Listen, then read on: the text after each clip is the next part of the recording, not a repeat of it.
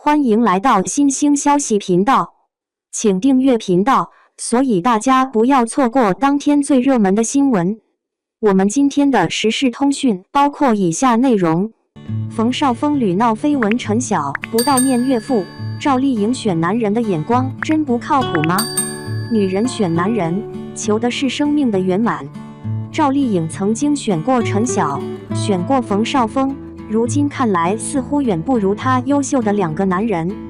后来陈晓陈妍希离婚绯闻传来传去，转了3年多，最近他连老丈人的葬礼都事不关己，毫不回应，而冯绍峰又大张旗鼓地闯入渣男赛道，同时疑似又交了新女友。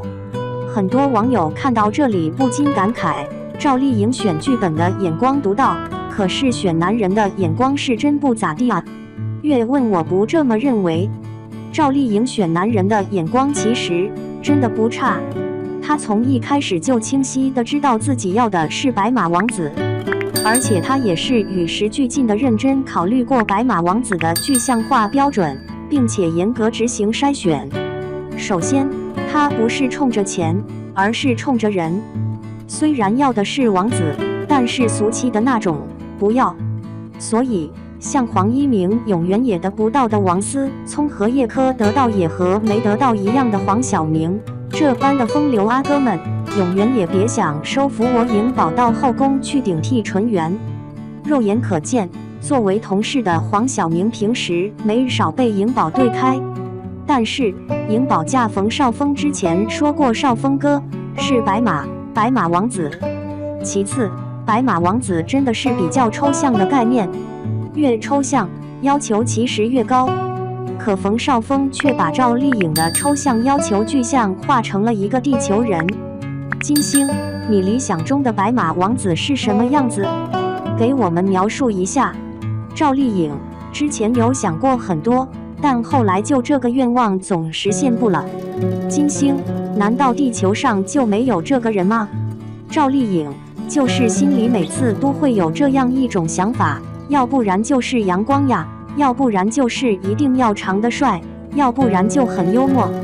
阳光、幽默、帅，这本身就是对情绪价值提供者极高的要求。想象一下，要长的五官端正，浓眉大眼，英俊帅气，还要180以上，基因这块就筛掉一大批。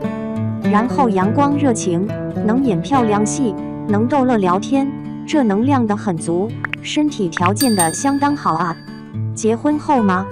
颖宝的主体标准也跟着变了，赵丽颖标准会变的。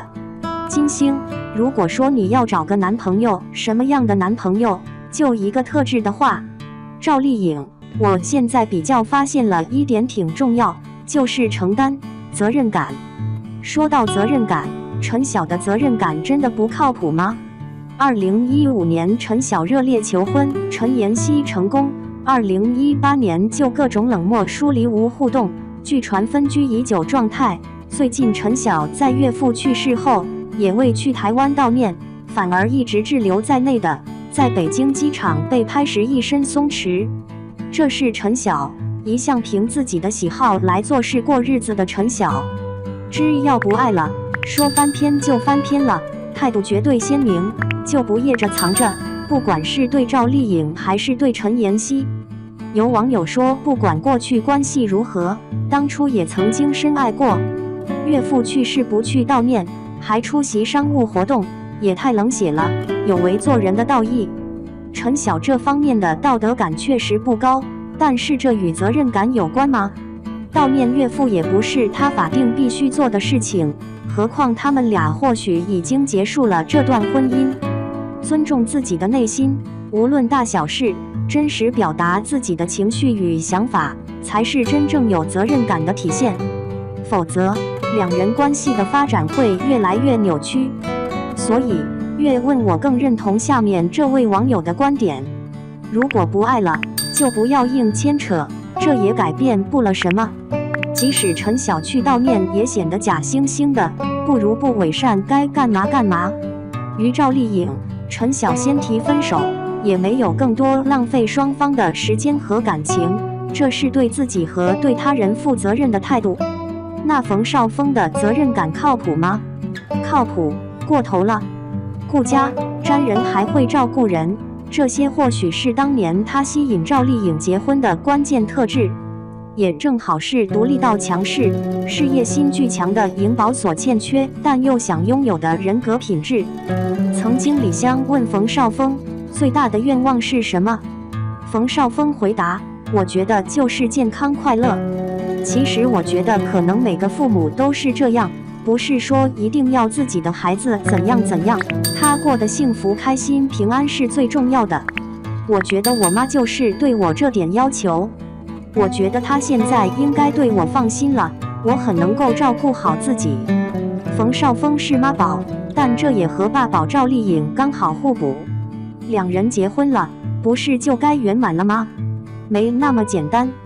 岳问觉得反而正是冯绍峰过高的家庭传统责任感束缚了赵丽颖的自由和继续拼搏的野心，所以才导致他俩婚姻中矛盾激化，以离婚收场。然而冯绍峰有个大优点，他会学习自省。离婚3年，冯绍峰对于陪伴有了新的理解。我是非常爱我孩子，我儿子的，就是我觉得我选择一种对他有最高质量的陪伴。我非常珍惜每次和孩子之间的相处和交流，包括你为他去做每一件事。我觉得真的是要跟孩子很好的交流，很好的沟通，因为我觉得我自己都还在成长。因为我要孩子比较晚，之前都是不是作为父亲啊？作为父亲以后，体验和感受我都在重新学习。怎么听都觉得这是冯绍峰在借电影《黄雀在后》的宣传采访向赵丽颖表达自己的崭新态度。